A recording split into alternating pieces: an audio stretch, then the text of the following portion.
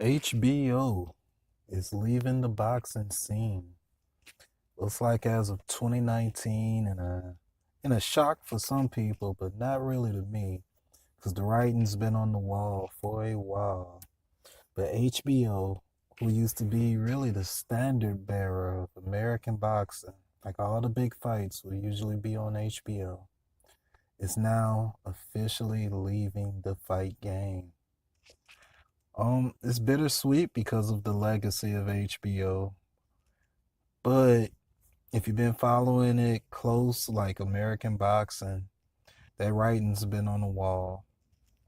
Um, what really seemed to jumpstart this was the PBC, Al Heyman and Showtime. And some people could argue that it was when Mayweather left HBO and started to fight for Showtime. And that was definitely a big deal. Matter of fact, that was a huge deal.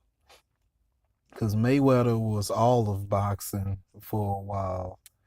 It's just been recently that I think boxing's reached a point, in America where it seems to be doing fine without him, even though he's about to come back and fight Pacquiao in December.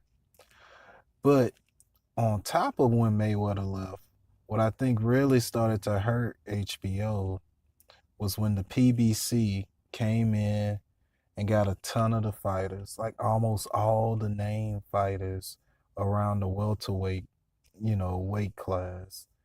And they started fighting pretty much on the networks that PBC was affiliated with.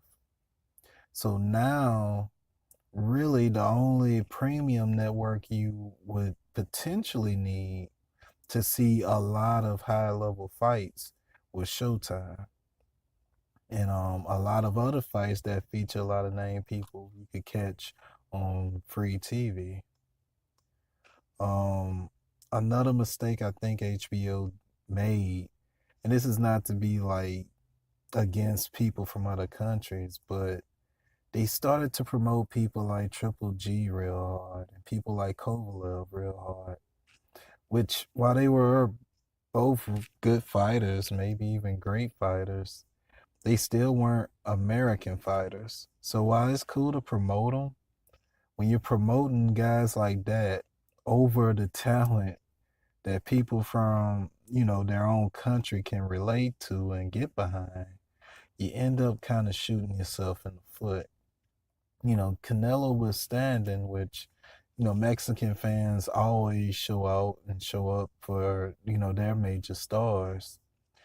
But for the average white and black guy who's from America, even though, like I said, they can enjoy it from a pure standpoint of what Triple G and Kovalev could do, and even Lomachenko.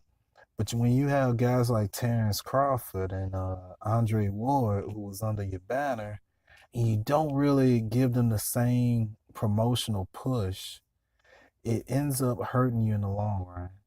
So when Andre Ward put down Kovalev, boop, all of that hype's gone down the window.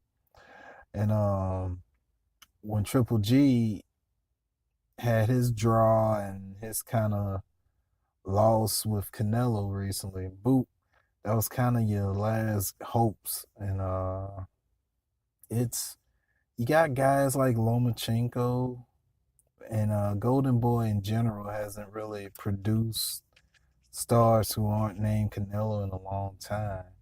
So it just really hurted HBO's chances. And if you didn't know, like I say, ESPN recently got back in to boxing legit recently. And so between PBC, which is officially the undisputed king of boxing right now, you also have ESPN and you have Eddie Hearn with the Zone, which he's gonna make an honest try. And since Eddie Hearn kind of has like the UK boxing scene really, he has a strong pull over there.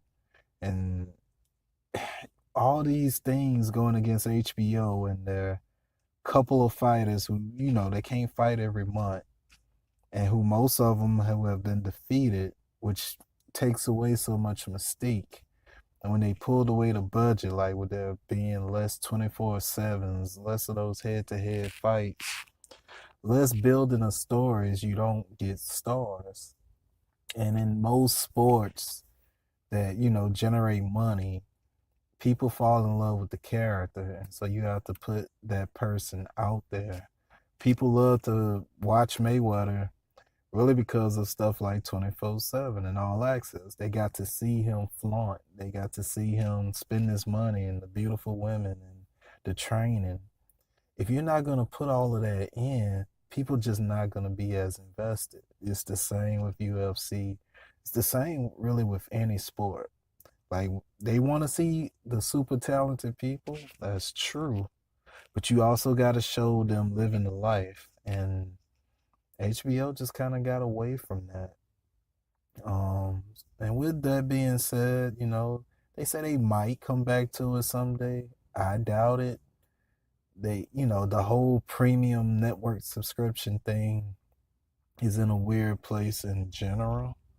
So, you know, if HBO just wants to pivot away from boxing and just focus on their original content like Game of Thrones or stuff like that, more power to them because I want to see some of those guys who have been kind of locked into HBO be able to link up with the guys in PBC. And that opens up a lot more matchups. That opens up just a whole new world. And shout out to PBC and Al Heyman. About 10 years ago, the idea that Showtime could beat HBO on the boxing front would have been like laughable, or maybe 15 years ago. However, before Floyd got there, Showtime would be that one who was putting in work, but it's hard to beat that established um, entity. But Showtime said a few years ago that they was going to go all in on boxing, and sure enough, it hit and it paid off. And the reason I have a Showtime account right now is because of boxing. Um, as for HBO and those guys who fought on there, they're super talented and they will find places to land, whether it's with Eddie Hearn, whether it's with ESPN or the PBC. Um, but you want people in the fight who are willing to fight, and it just looked like HBO, in terms of boxing, had just gracefully bowed out.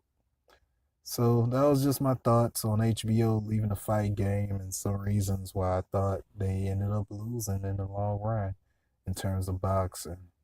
Um, I hope Showtime and the PBC don't rest on their laurels. I hope that boxing gets to grow from this. Like, I want something like what the UK had with Box Nation. You know what I'm saying? A way that I could see the best fighters fight, every time they fight. And everybody needs to be scrambling to get the people who were kind of tied to HBO and get them under their banner as soon as possible. So it's an exciting time for boxing right now. But RIP HBO Boxing. Until next time, peace.